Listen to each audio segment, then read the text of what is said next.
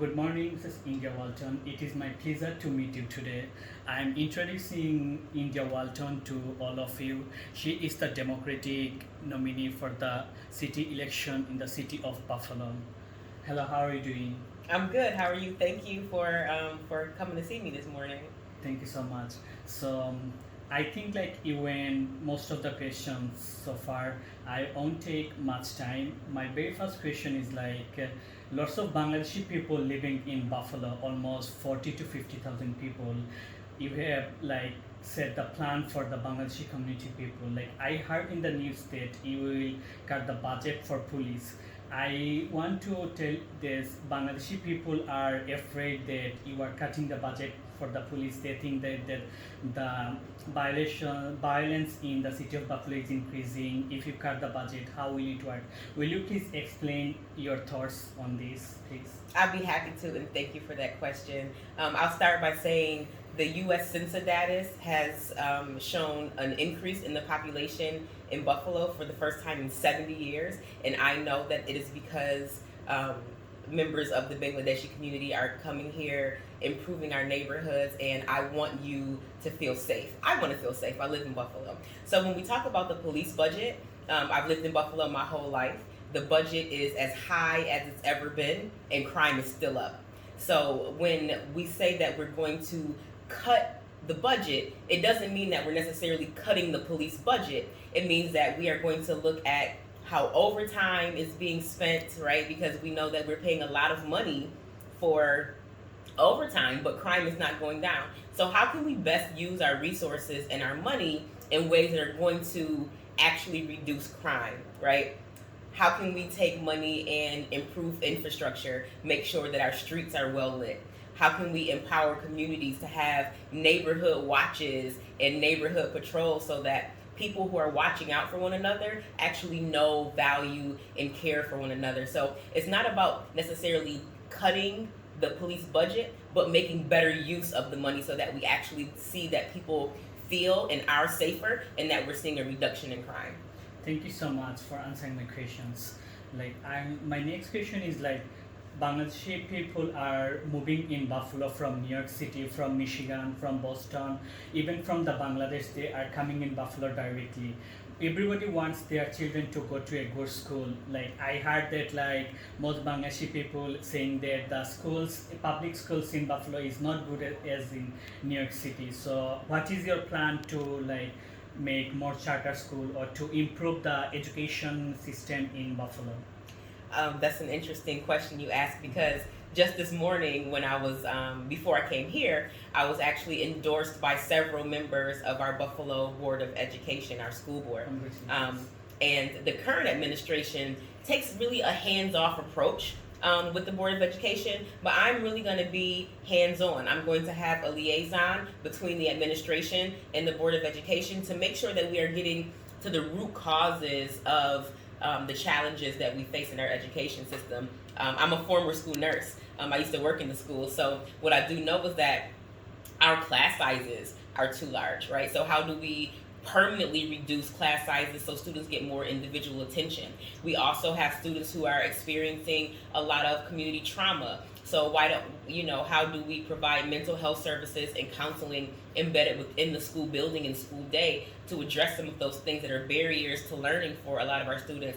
And the last thing is working with SUNY and the State Department of Education to get culturally and linguistic responsive teaching, right? Buffalo is a very diverse community, and we have such talented people from all over the world who were teachers in their countries of origin, but who come here and can't get certified, right? So how do we make it an easier entry point into education for people from your community to be able to teach in your own language and have students see folks who look like them, who speak their own language, to be able to teach? My next question is we all know that the COVID pandemic has changed all of our lives. Bangladeshi people owns lots of houses in Buffalo. Even some of them owns 100 houses. and lots of people are investing in the housing business even from the outside of Buffalo. They are coming from New York City, from Boston, from Michigan, and they are investing in housing business. Even the Bangladeshi people owns the largest supermarket in Buffalo, over the Fillmore, Alexa supermarket, and the Bay and Walton Avenue, the Police supermarket. My next question is like, lots of people are waiting for the eviction. The landlords are not getting the rent. They are waiting for the eviction. Even and the tenants don't want the eviction process. As soon as the eviction process starts, like I heard that like hundreds and thousands of people have to move from their houses. So what's your plan for the housing business, for the landlords and for the tenants? How will you save both the landlords and the tenants?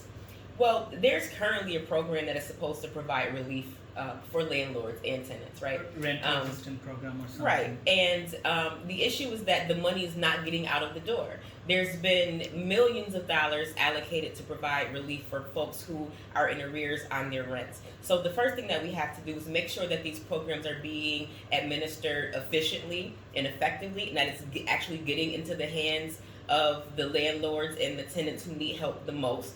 We have to provide relief for hometown landlords first, right? But another challenge that we face in the city of Buffalo is that our housing stock is extremely old, right? So we want to be able to assist landlords and homeowners to be able to bring the houses up to a higher standard, a healthier condition for people to reside in. So it's a matter of getting relief for landlords and tenants, and protecting tenants, right? Because we're going to have thousands of evictions. Where are people going to go, right? And obviously, people have properties because they want to have them occupied. They want responsible renters in their homes. But another thing is that in order to improve the quality of life for all people in Buffalo, we have to expand opportunities for home ownership, right? 60% of people in Buffalo are renters. And we know that the cost burden of renting a home is significantly more than owning a home. So we have to increase home ownership.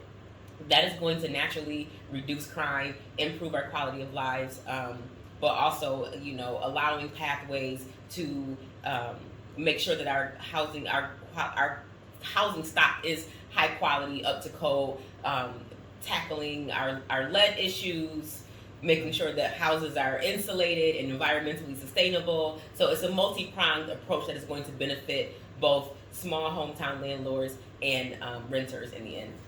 Thank you. We all know that she is very busy for her election campaign. I won't take much time.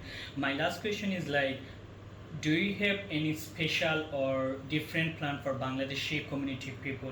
I saw you already are having campaign with them, but do you have any like special plan or something for our own community?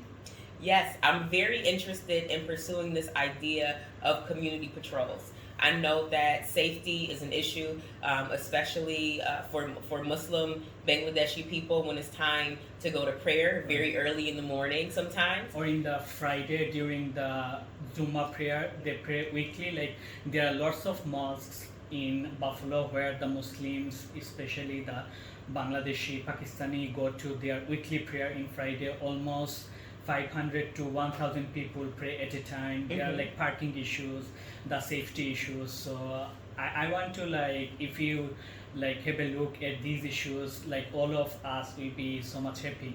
Yes, so I am affiliated with a number of groups locally, including the International Institute Justice for Migrant Families and the New York Immigration Coalition. And every year at the Eid celebration, we would go and we would marshal, right? And we would stand around and be protection while believers prayed.